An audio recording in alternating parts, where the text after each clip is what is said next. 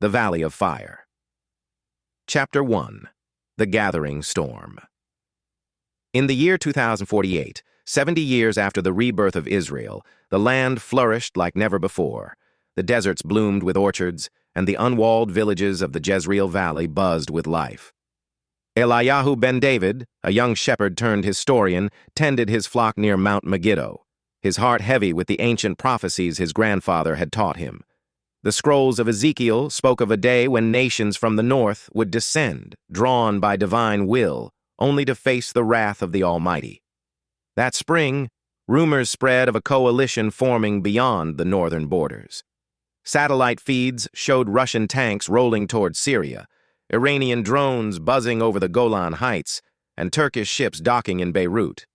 Eliyahu's village, Beit Shalom, had known peace since the last war, a fragile truce brokered after the fall of Damascus. Yet the air crackled with unease, and the old men whispered of Gog. Chapter 2. The Hooks of Fate. One night, a vision came to Eliyahu. In his dream, a voice roared from the heavens.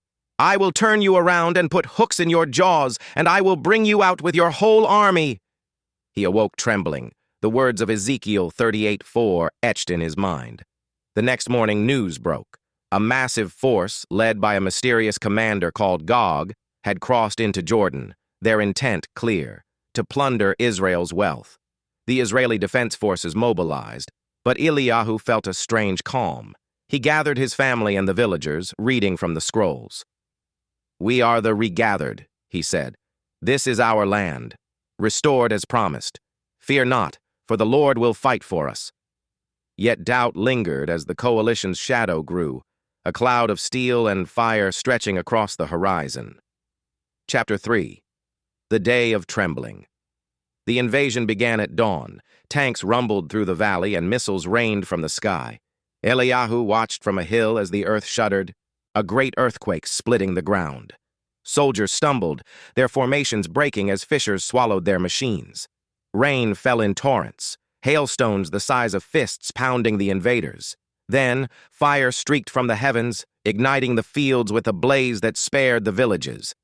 Panic seized the coalition. Russian commanders shouted orders as their allies turned on each other, their weapons malfunctioning in the chaos. Eliyahu fell to his knees, tears mixing with the rain, as he recognized the hand of God. The prophecy unfolded before his eyes. Divine judgment poured out to make his name known. Chapter 4. The Aftermath. For 7 months, the people of Israel buried the dead in a valley they named Hamon-Gog, as Ezekiel foretold. The weapons of the fallen fueled fires for 7 years, a testament to the scale of destruction. Eliyahu led efforts to rebuild, his faith unshaken.